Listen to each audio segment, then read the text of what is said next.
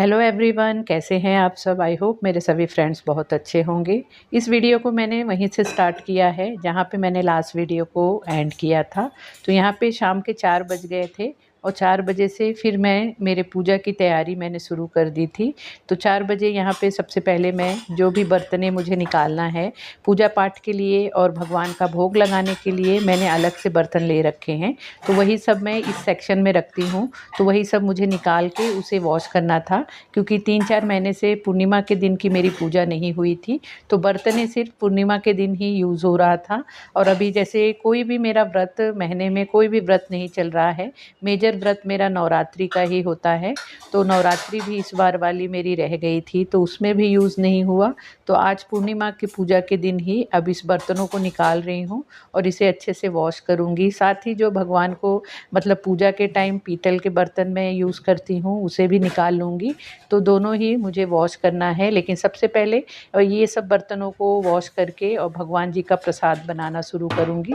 प्रसाद एक बार बनाना स्टार्ट कर देती हूँ तो 1-1.25 घंटे में फटाफट बन जाता है। तो ज़्यादा टाइम नहीं लगता है। और उसके बाद फिर पूजा की तैयारी भी करनी रहती है। पूजा करने में उतना टाइम नहीं लगता है जितना टाइम मतलब तैयारी करने में लगता है। कोई भी पूजा होती है तो आपने खुद भी नोटिस किया होगा कि पूजा के सामान इकट्ठा करना, उसकी तैयारी करने में ज़्यादा वक्त लग जाता है। पूजा होने में उतना टाइम नहीं लगता है। तो यहाँ पे बर्तनें साफ़ करके अब मैं यहाँ पे भगवान जी का भोग के लिए प्रसाद बना रही हूँ। तो वही मैं आज आप लोगों के साथ इसमें शेयर करूँगी। बहुत ही झटपट और बहुत ही ईज़ी और टेस्टी सा भोग की थाली रेडी होती है।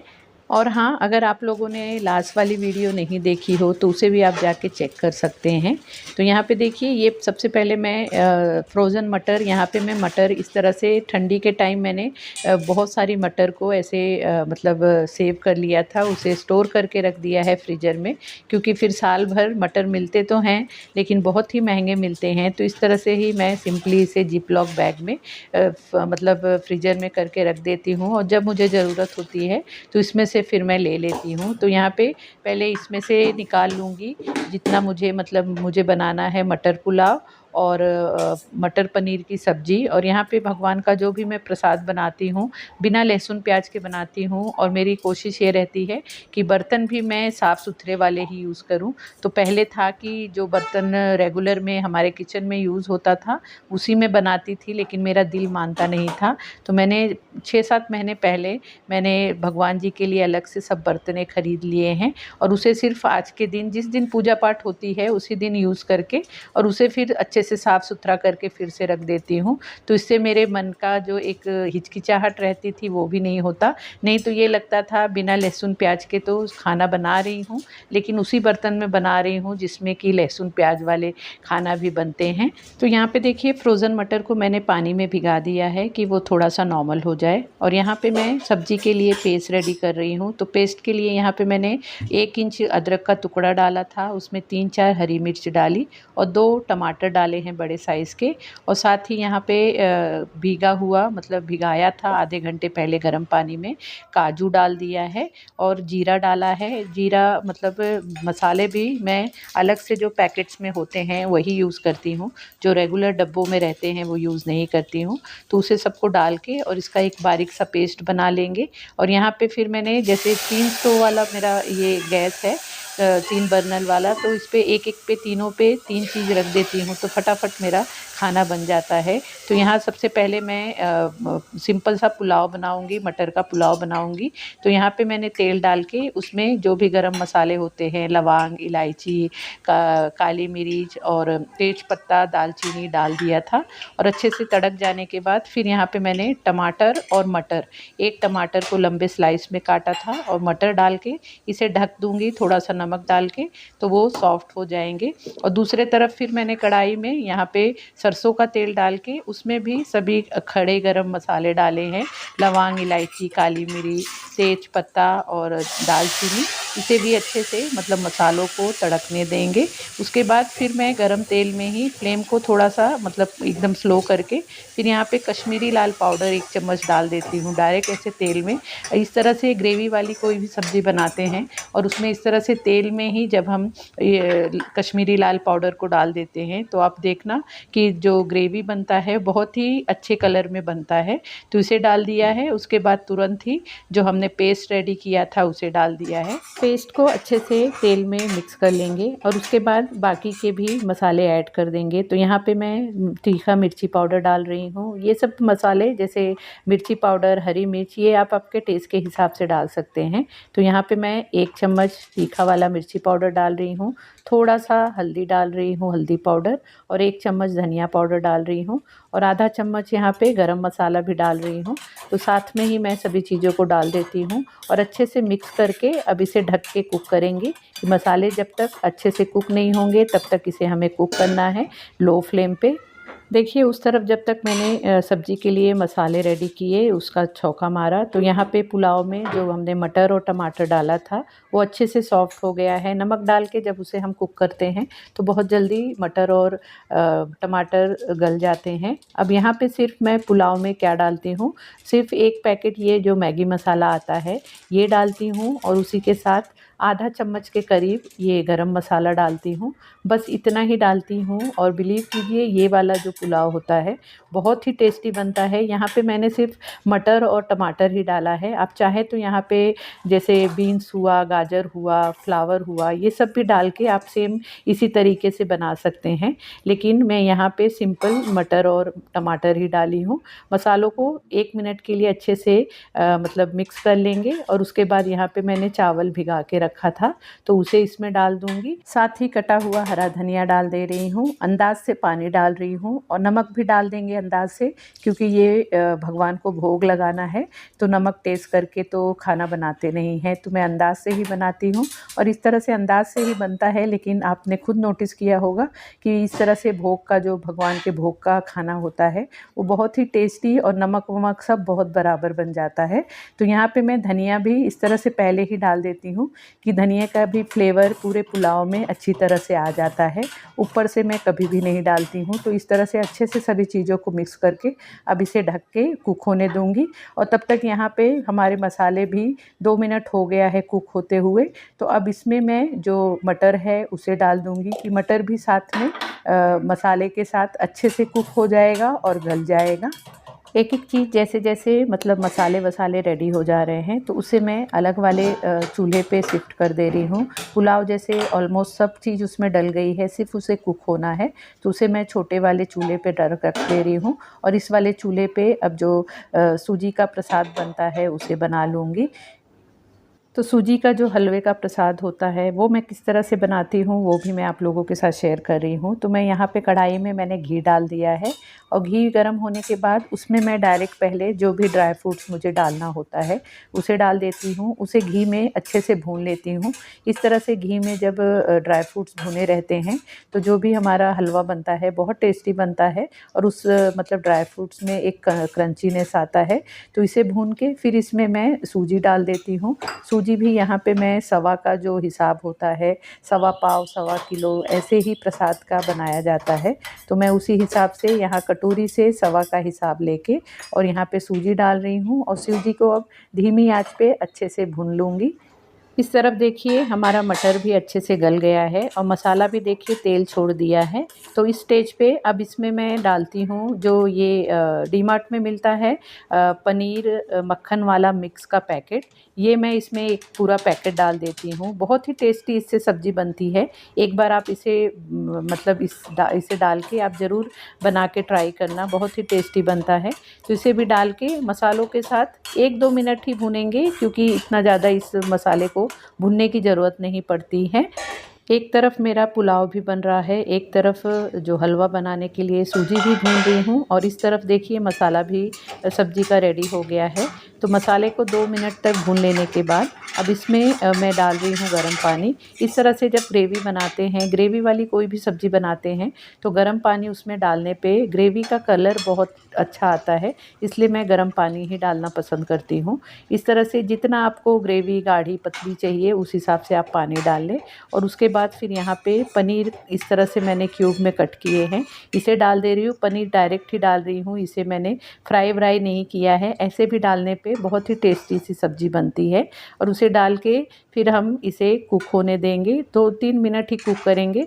और यहाँ पे मतलब थोड़ा सा पानी ज़्यादा ही डालेंगे, क्योंकि जब इसे हम फ्लेम को बंद करके रख देते हैं सब्ज़ी को, तब उसके बाद भी ये सब्ज़ी थोड़ी सी गाढ़ी ज़्यादा हो जाती है, तो इसलिए थोड़ा पानी मैं अभी ही ज़्यादा डाल रही हूँ। इस तरफ हमारी सूजी भी अच्छे से भुन गई है, तो इसमें फिर मैं डालती हूँ शक्कर। यहाँ पे मैं 1.25 कटोरी मैंने सूजी लिया था, तो 1 कटोरी ही मैं शक्कर डाल रही हूँ। और उसी के साथ इलायची पाउडर डाल रही हूँ और उसे अच्छे से थोड़ा सा मिक्स कर लेंगे। और उसके बाद उसमें मैं डाल रही हूँ मिक्स में, मतलब आधा दूध है आधा पानी है। और यहाँ पे 1.25 कटोरी ही मैं ये पानी और दूध डाल दूँगी। इतने ही क्वांटिटी से जब हम ये हलवा बनाते हैं तो बहुत टेस्टी बनता है। तो आप भी इस तरह से एक बार ज़रूर ट्राई करना, आप लोगों को पसंद आएगा। तो इसे ऐसे डाल के और थोड़ा सा मिक्स करेंगे, और थोड़ा सा मैं गीला ही रहने पे उसे मैं फ्लेम बंद कर देती हूँ और ढक देती हूँ। तो बहुत ही मतलब अच्छे वाले मेजरमेंट वाला हमारा हलवा बन जाता है। यहाँ पे देखिए एक तरफ हमारा हलवा भी रेडी हो गया है और पुलाव भी हमारा रेडी है और हमारी सब्ज़ी भी रेडी है। तो सब्ज़ी रेडी होने के बाद लास्ट में इसमें मैं कसूरी मेथी डाल देती हूँ और डाल के फिर फ्लेम को बंद कर देती हूँ। तो यहाँ पे 3 चीज़ मेरी रेडी हो गई है। अब यहाँ पे जो भी किचन में चीज़ें फैल जाती हैं उसे भी साथ साथ में मतलब समेटना पड़ता है, नहीं तो किचन हमारा ज़्यादा ही डिस्टर्ब हो जाए। एक तरफ का मेरा पैरेलल वाला प्लेटफॉर्म है, तो मुझे थोड़ा सा मतलब कंफर्टेबल होता है कि जो भी एक्स्ट्रा चीज़ें होती हैं वो उस पे रख देती हूँ। तो यहाँ पे सिर्फ गैस वाले प्लेटफॉर्म पे सिर्फ मेरा खाना बनाने वाला काम चलता रहता है। तो चीज़ों को समेट के अब यहाँ पे मैं पूड़ी के लिए आटा भी गूँथ के रख दूँगी, डब्बे में करके फ्रिज में रख दूँगी। और जब पूजा होने के बाद फिर पूड़ी बना लेती हूँ और फिर भगवान जी को भोग लगाती हूँ। तो आटा भी गूँथा रहता है, तो ज़्यादा फिर जल्दबाजी करनी नहीं पड़ती है।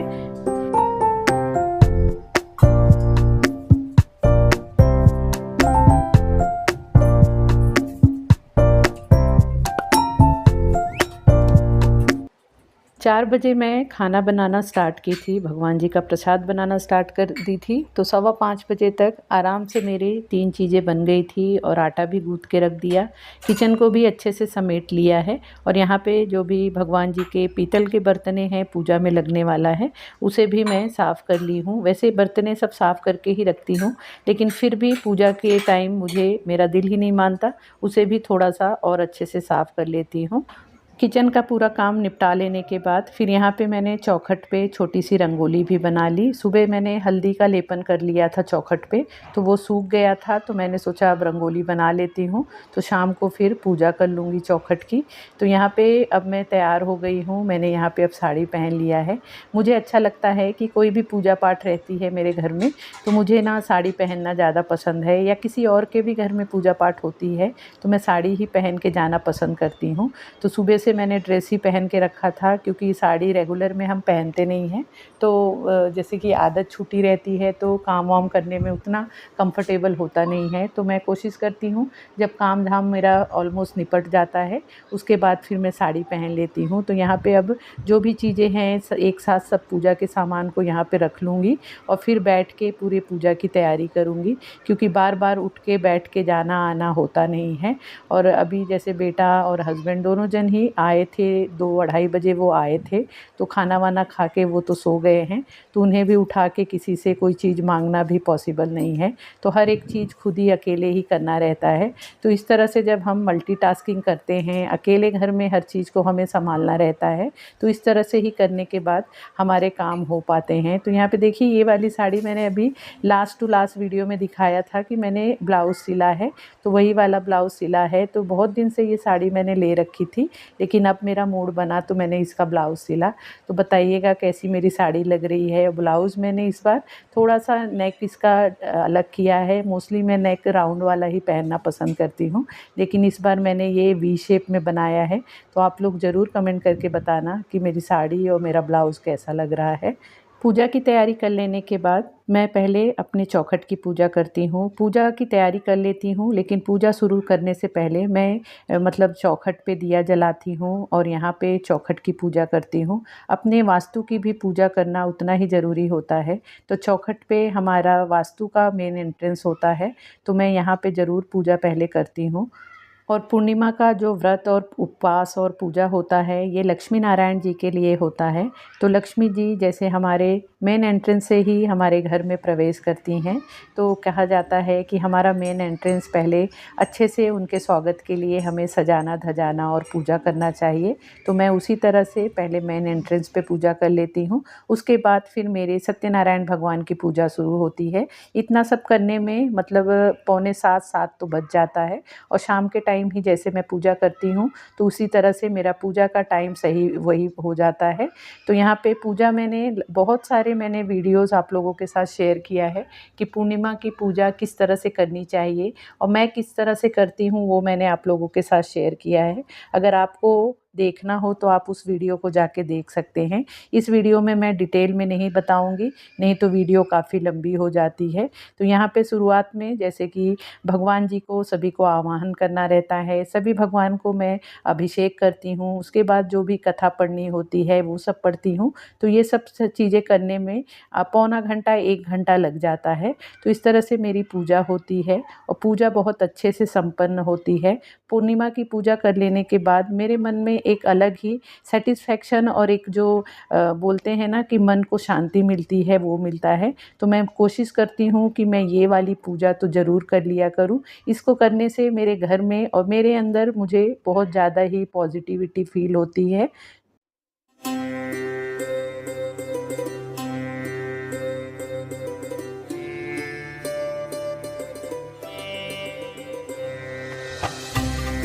पूजा हो जाने के बाद फिर मैं आ गई हूँ यहाँ पे फटाफट भोग की तैयारी करने। तो पहले तो जो भी भगवान जी को जैसे केले का, पंचामृत का और हलवे का भोग मैंने लगा दिया है पूजा होने के बाद। लेकिन जैसे पूरे खाने का मुझे भोग लगाना है, तो खाना तो पूरा रेडी हो गया है, सिर्फ पूड़ी तलना है। तो पूड़ी फटाफट तल लूँगी और उसके बाद भगवान जी के भोग की तैयारी कर लूँगी। थाली उनका रेडी कर लूँगी। यहाँ थाली में मैंने और आम का रस भी बना लिया था कि मीठे में आम का रस बना दूं। वैसे पूर्णिमा के दिन चावल का खीर बनाना भी बहुत शुभ होता है, लेकिन इस बार मैंने सोचा आम का सीज़न चल रहा है तो भगवान जी को आम रस का भोग लगा दूं।